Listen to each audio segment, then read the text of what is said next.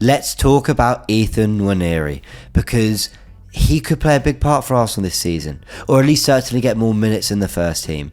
And I'll be really honest, I put my hands up, I kind of forgot that we have these super young, talented players who have big futures at the club. And credit to a lot of you, because in my previous videos where I've been talking about squad depth and the areas of the squad that we need to address and signs we could make, a lot of you have been putting in the comment section, look James, what about Nwaneri? What about these really talented young players that we keep hearing all this amazing stuff about? And you're right, and I sort of forgot about it. So we're going to do a breakdown on Nwaneri, what we know, what we can expect, and sort of give a prediction for what might happen for him next season in the Arsenal first team, because there are rumours that he will be in the first team or more incorporated into the first team next season. But it wasn't just the comments that made me make this video. There was a picture.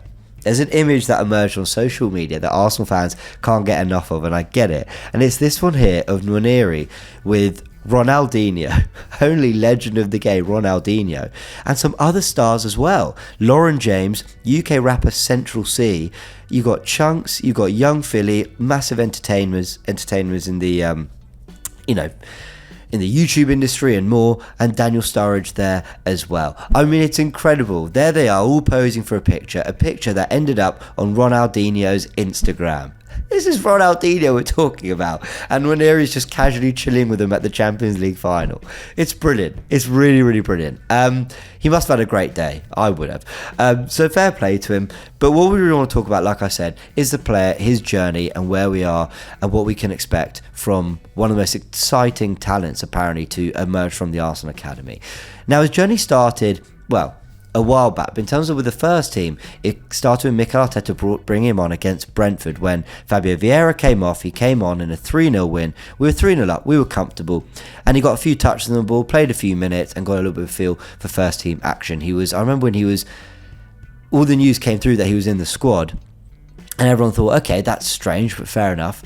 And then he actually brought him on, and Arsenal fans loved it. The media did what the media does, which is be critical of Mikel Arteta for it for some reason. I don't know why, but I think at the time we need to remember that there were doubts over whether Nwaneri was actually going to stay at Arsenal. We know that the likes of Man City and Chelsea were actually looking to sign him, as were other clubs as well, and so people kind of wondered whether this was a bit of a move from Arsenal to convince him that there was a path to the first team, because that substitution made him the youngest Premier League player of all time at 15 years old, the only 15-year-old ever to get minutes in the Premier League. It broke Harvey Elliott's record, and it kind of got people wondering, like, wow, this guy must be really talented if Arteta's even giving him a taste for what coming on in the Premier League must be like. And Arteta spoke on this, saying that it was a feeling that he had yesterday. He says, I don't know why. The first day I met him, I looked him in the eyes, and everyone was telling me about him. Per was telling me about him, and because of the injuries, we have only 12 to 13 senior players. I put him in the squad, and we decided to bring him on, and that's it. So he was saying that the day before, he looked him in the eyes and thought, I think he might be ready for some minutes if the opportunity comes, and it did. And since then, Nwaneri's obviously been a player that's been talked about lots. His kind of future, whether he was going to end up at Arsenal or not, was sort of hotly talked about. Luckily, he decided to sign on, and on the 28th of March 2024, turning 17, he signed his new deal and his first professional contract with Arsenal. So he committed to Arsenal, which is great. What do we know about him, and why are we so excited that he has decided to stay at the club? Well, my good friend Sam Blitz, who works at Sky Sports, wrote a really good piece on him. Go check that out if you want some really great detail around his family, his journey as an academy player, what his head teachers had to say about him. There's some really good stuff in there, but I want to talk about the footballer and why he could play a big part for Arsenal next season, because he's someone that has always played beyond his years. That's why I just think even at 17 years old, he could play some minutes for Arsenal next season. As we can see, at 12 years old, he made an appearance for the under-14s.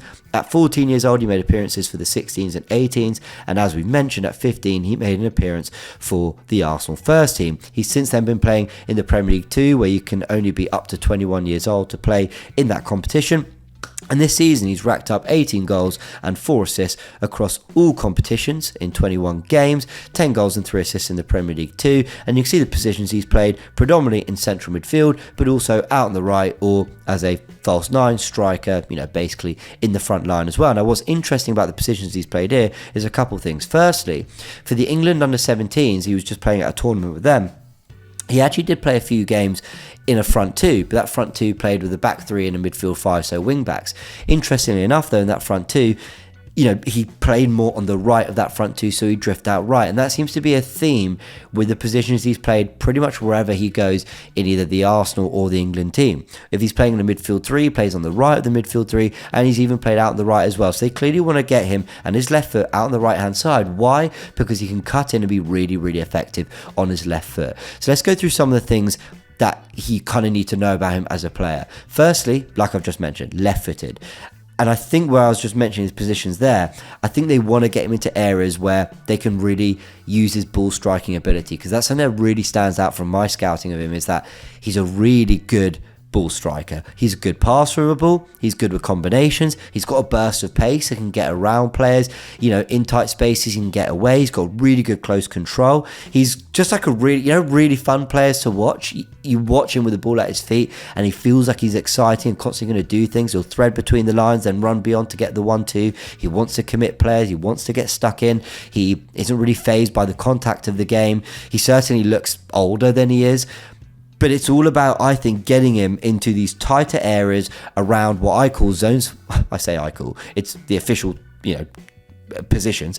But around zones 14 and zones 15 of the pitch is where you want Ethan Nwaneri cutting on his left foot and striking towards that far post. He has scored quite a lot of goals at Arsenal academy level, for England as well this summer, getting onto that left foot and finding that far corner. He's really comfortable doing it. He's got really good ball striking ability, and it's why I think as he develops for Arsenal, we want to get him into areas of the pitch where he's either out on the right but is able to tuck in like a Mo Salah and get into those dangerous areas, or if he is playing in a central midfield area, he's able to also advance like a Martin Odegaard can, but get strikes at goal and be dangerous from those areas of the pitch too, because this is someone who really is developing an eye for goal. You see it, he's scoring at younger and academy levels of football, but can he take that into the first team? Like, can he, as he develops into a first teamer, keep having that eye for goal and translate it to a higher level? I'm not saying it's easy. That jump is a big jump, but the attributes are there, and the profile of player he is certainly at academy level tells you that yes, he plays a lot of his football in central midfield, either as a 10 or in the midfield 3. But I think we want to get him closer to goal, and I think we want to get him to areas of the pitch where he could just be really exciting and focus on getting near those dangerous areas where you commit defenders, where you cause havoc, and where you got that sight of the two posts and you can just ask questions of the goalkeeper. That's what I want to see for Nwaneri going forward. But that's going to take time. We've got to build up to that. I don't think you go from making one appearance 2 seasons ago, one appearance last season, to suddenly, you're going to basically play 15 games off the bench for Arsenal this season. I think we're going to have to see Carabao Cup appearances. I think we're going to have to see maybe the odd FA Cup appearance. There's more games in the Champions League, so will some minutes come there? He'll, of course, still play for the academy at times, but can he get minutes off the bench and help manage Saka's minutes next season? Because when we call for Bukayo Saka to play less games, it's not so much starting less. It's also just being able to bring him off earlier and having a player who can come on and ask a different question of the opposition. Now, I've always wanted a Kudus or a Neto or someone else to come in and give that depth for Bukayo Saka. But if you address it with a Gabriel Jesus who can play out on the right because you've signed a striker and Nwaneri, suddenly you've actually got quite a few options to turn to there. Reece Nelson hasn't really been able to make himself that backup option to Bukayo Saka, and you've got nice different options in a really exciting young player, but also a right footer in Jesus who looks very comfortable on the right every time he plays there too. So I think the expectation for Nwaneri next season is that he can start to get minutes in the first team.